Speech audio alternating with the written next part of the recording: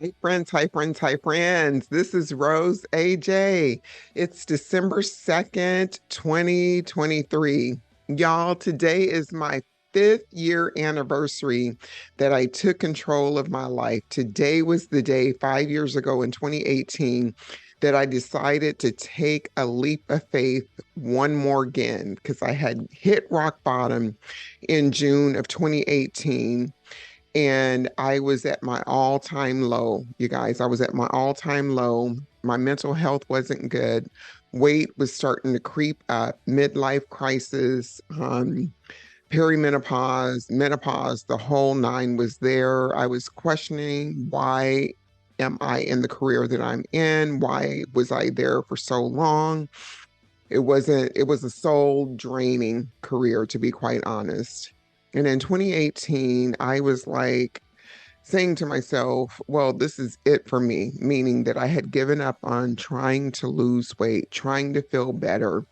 I had let life beat me into submission, you guys. I literally let life beat me into submission. I got tired of being sick and tired, right? I was just tired. So I threw my hands up. But at the same time, I also received a message from my higher power, God, that said if I did not leave my career, that I would spend the next 7 years trying to get to retirement in order to get to retirement, but I would also be in a depression, a deep depression, that I would not be restored to my normal state, right? So with that, I began making plans to exit my career. But in June of 2018, with that, my daughter introduced me to exogenous ketones. They were called Prove It at the time. And that perked me up a little bit. I bought all of these ketones, exogenous ketones, thinking that this last ditch effort, along with the message that I had received from God, this would be all it. I thought I could throw lots and lots of money at the problem, drink this cocktail of exogenous ketones, and still get to where I wanted, eating poorly, eating all the junk food, trying to out exercise everything. Nothing worked, right? My weight was at 238.8. It had been there for a while. So, guys, let me tell you, I went down a rabbit hole and I started learning about the ketogenic diet. I started learning about intermittent fasting. And all the while, I'm not changing anything that I'm eating. So, from June 2018 until December 2nd of 2018, I did nothing. All I did was take these exogenous ketones. I kept studying, going down the rabbit hole, learning more and more and more, but I was frozen. I did not make the move. And then all of a sudden, I said, it's just time to go for it because literally my joints ached. My mental state was at an all time low, as I said earlier. I was at my wits' end, you guys. I was still working full time during this time, maintaining a household, exercising like crazy, eating a lot of processed foods, just the whole nine. I still wasn't getting it. So something happened on December 2nd where I said, this is it. I am going to take action. So I did it. I was a hot mess express, you guys. I was totally hot mess express, right? So I started December 2nd, 2018, intermittent fasting and ketogenic diet simultaneously. And I went all in, but it was very haphazardly in the sense that I was still continuing to binge. I was still continuing to compulsively overeat within the time frame that I gave myself to eat. I was still food obsessed. And by January or so, a couple of weeks in, I figured I needed to tone that down and just have one meal a day because I still had racing thoughts about food. I was still food obsessed. And I was trying to figure out my fuel requirements if I could do longer workouts fasted. And by February, I figured out that piece. But all of 2019, I intermittent fasted and did the ketogenic diet. I still kept having a lot of relapses. And when I say relapses, that means that I would be following the ketogenic protocol that I had created for myself along with the intermittent fasting. But there were those days when I took a day off to kind of have a cheat day. Some people call them a cheat day or a day off just to indulge in whatever I wanted, like the recreational foods as far as like fruits. Or if I wanted teriyaki, some rice or some French fries, a burger with a bun. So I was still mixing and mashing and all that. And then also in 2019, I tried to recreate a lot of the foods, my favorite foods, right? And I was still driving myself crazy, literally driving myself crazy because I was like, I'm making progress. I am losing weight. It's not at an accelerated rate, but I am making progress. My joints weren't hurting as much. I was still weighed down mentally with depression and whatnot, but I did see a light at the end of the tunnel, right, so to speak. So I never really realized that the foods that I was putting in my body was affecting my overall mental wellness. It was affecting the inflammation and the joint pain that I was experiencing, the headaches. And I was also very heavily, when I say heavily, addicted to caffeine. Yes, caffeine was my superpower, right? It was a superpower for me and whatnot. And it also, I picked up drinking coffee as a way to ward off my depression because it does help with depression, right? So I've never been medicated for depression and whatnot. And so I used exercise in that as my form of medicine, right? As therapy. So all through 2019, I was having fun, I was learning, but I kept being triggered, right? I couldn't eat a pack of nuts. It became 12 pack of nuts in one sitting.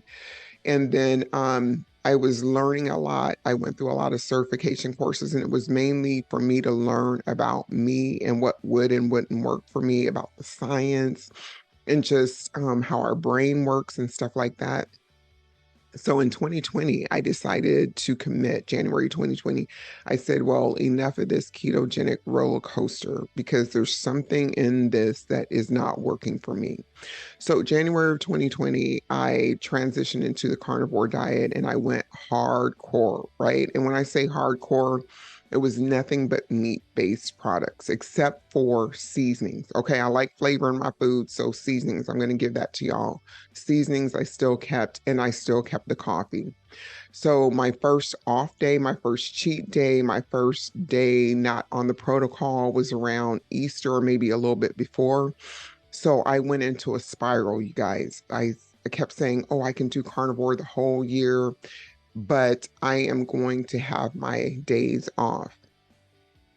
So a day off would still lead to 3 to 5 to 10 days of me compulsively binging, even though I was intermittent fasting and doing OMAD. So that kind of kept it contained to a certain 2 to 3 hours period of time, right?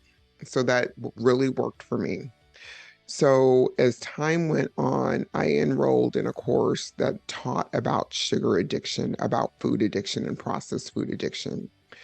I became enlightened because I had to take the assessment. So a student in the course had to give me the assessment upon entering the course, enrolling in the course. So I could see how this was going to play out for future clients, right? So I had to go there.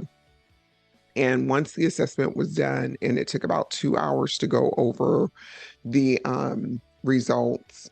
So this assessment was created by Bitten Janssen. So it takes you all the way back to when you first used carbohydrates or first used food or when you first used these things as a substance, right? So mine tracked all the way back to when I was 3.5 years old. My earliest memories of using food as a result of me having been sexually, physically, and mentally abused by my natural father and others that were in my nuclear family, right? So it tracked all the way back to 3.5. I used to eat dog food. I would eat raw ground beef. and petroleum jelly. And in addition to that, as I was able to have money from babysitting and whatnot, and I go to school, I would eat like tons and tons and tons of sugar, essentially like candy. Snickers was my all-time favorite candy. These homemade home ec cookies that students would make, and then they would take them to the cafeteria and sell them for like a quarter. So I'm 56, so that was way back in the day. Chips, any fast food that I could eat. So I wasn't necessarily eating food, but I was eating just all the junk, stuffing my feelings, yada, yada, yada. So that carried on into my young adulthood, right? I've been on tons of diets. And my prescription back then, around 12, 13, 14, I started experimenting with X-Lax. What is it called? Yeah, the laxatives. And I would drink diet soda, I would starve, restrict, binge, the whole nine. So this carried forward everything that I did in conversation, socializing. It had to be like while we're dining out or it was surrounding food.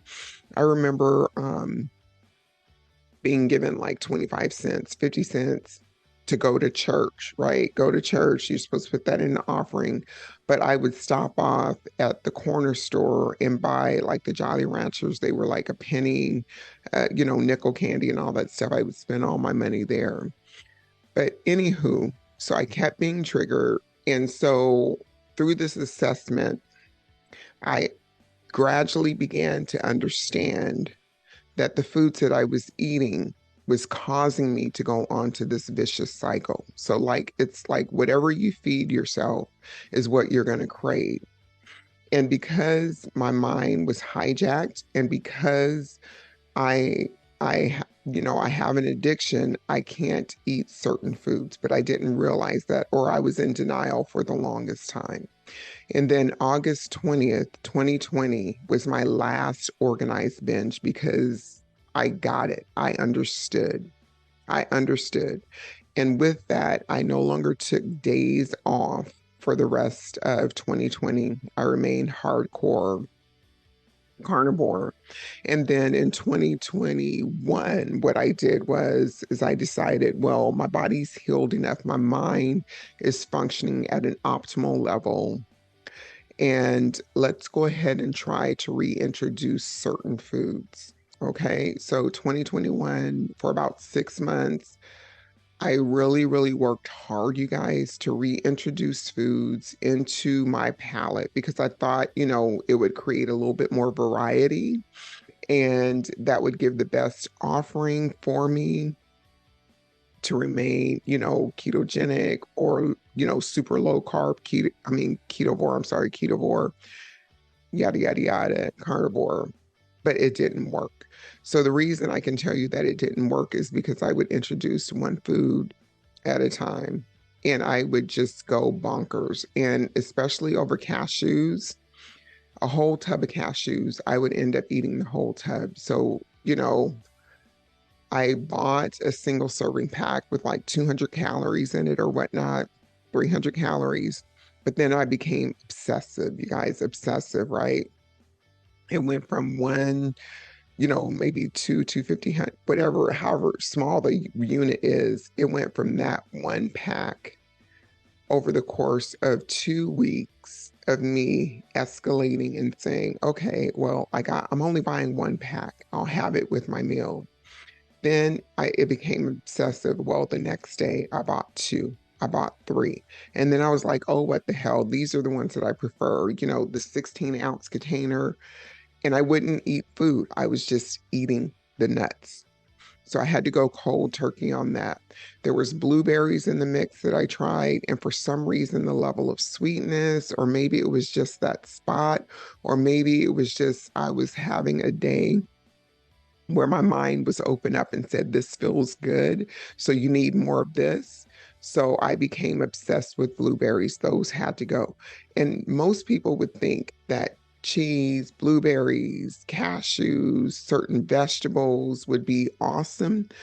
But personally, for me, they weren't. They just they wreaked a lot of havoc, right? So those last 4 months in 2020 were very peaceful, including the holiday season, because I was like, I am not taking any time off. I cannot go back to what was happening earlier this year. So, June 2021, I was like, hey, I'm back on the train, 110% carnivore and whatnot. And I've been a true carnivore, since then. Okay, so my bonus foods or my extras are actually just cheese. The yogurt is called Fage or Fagio yogurt, which is the Greek yogurt plain with nothing in it.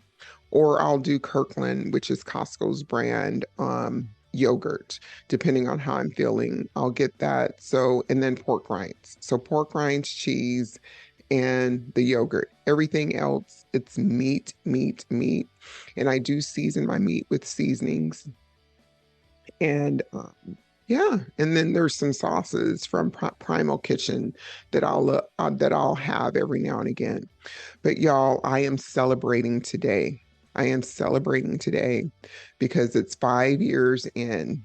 And it started out like a hot mess from the Pacific Northwest.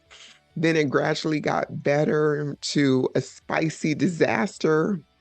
And now I'm at an even keeled playing field. Like, hey, I know what works for me. And it doesn't matter what my neighbors say. It doesn't matter what my family and friends say. It doesn't matter. And as far as eating out, that was a lot of trial and error too, because I would go out with friends and I would just be very open with them that I'm not eating because I just prefer not to eat, but I'll have the sparkling water, I'll have coffee. I'm here for the conversation type thing. So they pretty much got used to me not eating in social settings. And it was a good thing. And then there was also a period of time where, okay, if I'm going to eat out, I can eat out at Jimmy John's because you can do the unwich and just have whatever toppings you want and stuff. And I tried that, but guys, to be honest, I really didn't enjoy it. It was palatable, it was enjoyable for the moment, but I really didn't enjoy it, if you know what I'm saying. So I just come home now and eat all my meals, and this has been going on for a couple of years. I'd rather just eat at home, eat until I'm content, maybe slightly a notch above being full at times. And I'm okay with that. So y'all, my weight started at, and it had leveled out at 300 for years on end, right? And I'm going to do a backstory about where my weight journey was prior to this. But at my rock bottom, I was at 238.8. It had settled there because it was gradually creeping up from like 215, 16, 17 into 18 at 238.8. And it just stayed there, right? So now my weight is 175. It had went down to 170, but the baseline, the great spot for me is 175 to 180. And there's times like I might eat a lot of like bratwurst or like some links, stuff that has a lot of sodium in it and stuff. So my weight might shift a little bit because of the water retention and whatnot, but it stays between very happily 175 and 180. And I'm not going to try to force it back down to 170, which it was there for a couple of years. And then all of a sudden, my body said, nope, you need to be at 175 as your baseline. And when I was in high school, my high school weight was 180. I maintained it at 180. And the reason that I know that is because I was going to go into the Army. I had taken the ASVAB test, did all these things. And one of the requirements during that time was that I'm 6 feet tall, you guys, I'm 6 feet tall, was that I was supposed to weigh a maximum, oh Jesus, of 161. Y'all, 161. So the lowest my weight has ever dropped in adulthood after all of this is 168. And that's when I was overtraining for a certain event. it dropped to 168, maybe about in 2020, sometime up in there. It dropped just because of my overtraining and what I needed to do to perform for that. But other than that, my scale has never been lower than, than this frame right here. And actually, when I switched to carnivore, I dropped from January to March of 2020. My weight dropped down to 170. So I lost about maybe 15 pounds in those 2 months. And it was partially because I kept removing the foods that were triggering me, and I had kind of calmed down on my binging and whatnot and my compulsive overeating. And so since March of 2020, I'm going to show you guys later. Since March of 2020, my weight has been stable. It's been stable. And now we're rolling into 2024. So, y'all, do the work that's necessary. You might not want to look 5 years or even 3 years ahead. Create the protocol that's necessary for you. Create whatever's necessary for you. Sometimes, if people say that they know what's best for you got to throw your hands up and say, no, I know what's best for me. And this is including doctors, your spouses, your children, people in society, your best friend. These people love and care for you, or your medical providers. They give you the best information that they have at hand, right? This is the deal. If you are sick and tired of being sick and tired, just know that there is a way for you to win permanently, have permanent weight loss, have permanent mental health and clarity, and to have joy, right? To have joy in the moment and joy in the future. It is possible. So y'all reach out, drop something in the comments, holla at a sister, but 5 years, and I'm going to keep going without a shadow of a doubt. All is well in my world, and I hope all is well in your world. Thank you for joining me today, and stay blessed, stay bright, stay focused wherever you're at in your journey, and know that you too can have it. It is possible. Keep the faith, y'all. Bye-bye.